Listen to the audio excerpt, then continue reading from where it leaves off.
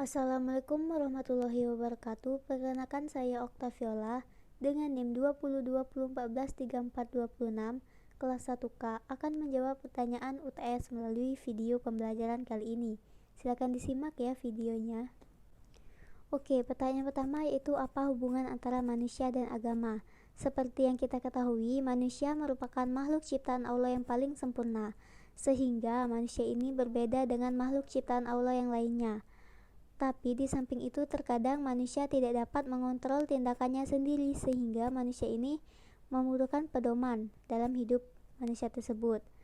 Kita contohkan saja ketika kita membeli sebuah mesin dan kita tidak dapat menggunakan mesin tersebut, maka kita butuh pedoman untuk menjalankan mesin tersebut. Nah, itulah gambaran antara manusia dan agama. Jadi manusia itu membutuhkan agama sebagai suatu pedoman dalam hidupnya. Soal nomor 2 yaitu apa yang menjadi sumber ajaran dalam Islam. Islam merupakan salah satu agama yang ada di dunia ini.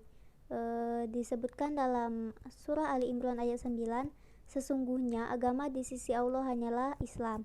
Maka dapat kita katakan Islam merupakan agama satu-satunya yang paling benar yang ada di dunia ini. Sumber ajaran Islam ada 3, yaitu Al-Quran, hadis, dan ijtihad. Ajaran Islam yang tidak bersumber dari ketiga tersebut tidak dapat kita katakan sebagai agama atau ajaran Islam. Soal nomor 3 yaitu apa yang menjadi kerangka dasar dalam ajaran Islam. Kerangka dasar dalam ajaran Islam merupakan hal yang paling mendasar dalam konsep atau ajaran Islam. Kerangka dasar dalam ajaran Islam erat kaitannya dengan tujuan ajaran Islam itu sendiri. Kerangka dasar dalam ajaran Islam ini ada 3, yaitu akidah, syariah, dan akhlak. Soal nomor 4 yaitu apa yang menjadi ruang kajian dalam akidah. Akidah merupakan hal yang sangat penting dalam ajaran Islam. Ibaratkan suatu bangunan, akidah merupakan pondasi. Jika bangunan tanpa pondasi, tentunya bangunan tersebut akan runtuh. Dalam akidah yaitu ada 4 kajian. Yang pertama yaitu ilahiyah, yaitu pembahasan tentang Allah Subhanahu wa Ta'ala. Yang kedua yaitu nubuwah, pembahasan tentang nabi dan rasul. Yang ketiga yaitu ruhaniyah, pembahasan dengan alam metafisik seperti jin, ruh, dan malaikat. Yang keempat yaitu samiyah, yaitu segala sesuatu yang hanya dapat diketahui dengan dalil nakli Al-Quran. Soal nomor 5 yaitu apa perbedaan antara nabi dan rasul. Perbedaannya yaitu nabi menerima wahyu dari Allah Subhanahu wa Ta'ala untuk dirinya sendiri dan tidak berkewajiban untuk menyampaikan wahyu tersebut. Sedangkan rasul menerima wahyu dari Allah Subhanahu wa Ta'ala dan berkewajiban untuk menyampaikan wahyu tersebut ke orang lain selain untuk dirinya sendiri.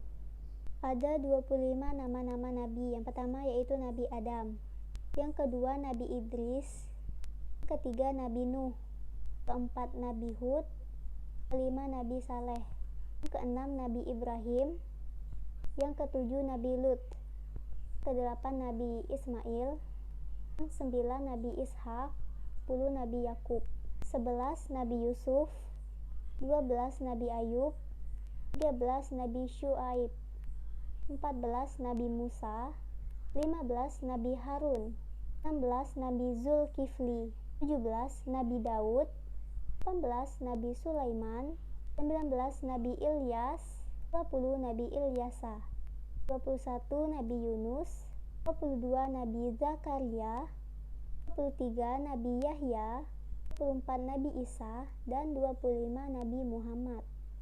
Pertanyaan terakhir yaitu mengapa kita harus mengimani qada dan qadar.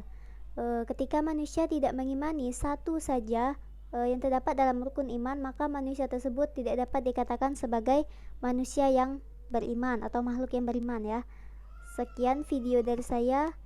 Bila ada kekurangan saya mohon maaf. Wabillahi taufiq wal hidayah. Wassalamualaikum warahmatullahi wabarakatuh.